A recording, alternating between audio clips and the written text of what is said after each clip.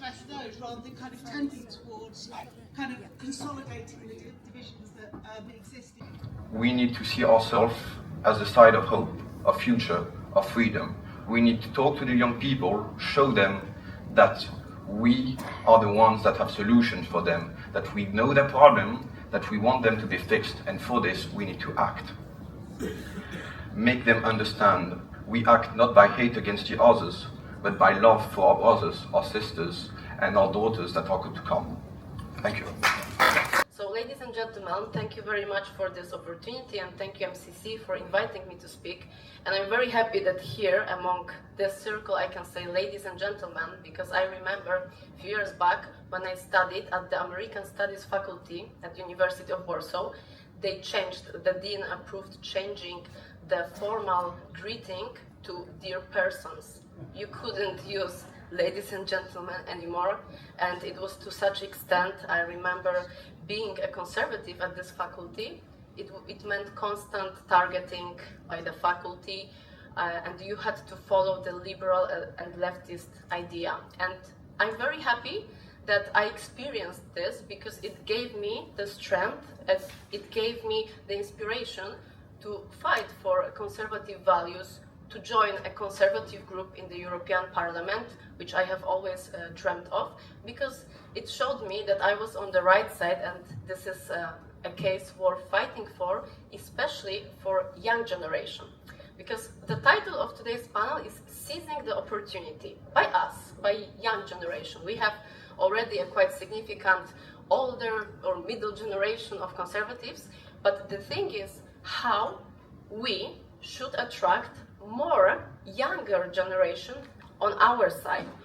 The conservatives, the young conservatives who already are conservatives are fine, but the thing is, what is the solution that also the colleague mentioned? We need a solution. What should be the solution to convince the other side to think like us, to think, to care for our traditions and values that we cherish, such as in Poland, we are a great example of that. And I perhaps do not have a direct solution, but I have an idea. Many of young conservatives who are here, and all of you all represent certain organizations, and each country does have a youth conservative organization. But why don't we connect our strength and build a cross-border youth conservative organization? Not that we focus only separately on each nation, but we rejoin and we build some form of dialogue. I'm sure there are many events like that, but in order to succeed, we need to promote them constantly to such level that everybody knows about them. Look at that. For example, we have Antifa. Everybody knows who that is, right? But are you all familiar with College of Republicans in the United States?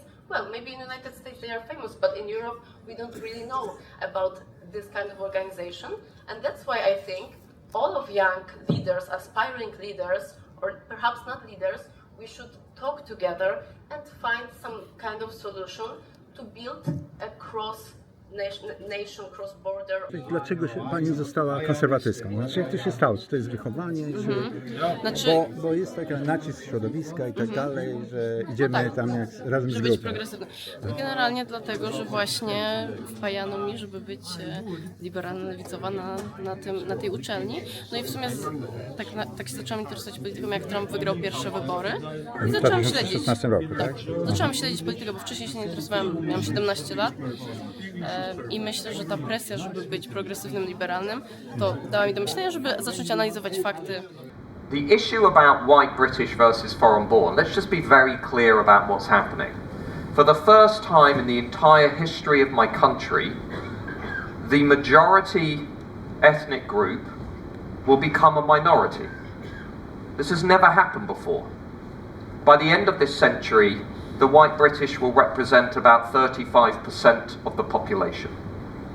Now, you can either say, well, we shouldn't talk about this, or talking about this is entrenching division, or we can have a conversation with the country and say, did you know that 80% of countries around the world have a clear ethnic majority?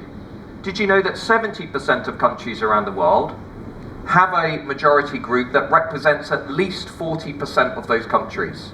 So what happens when the majority group slides into 35–30%? You know, countries that have experienced that: Sierra Leone, Lebanon.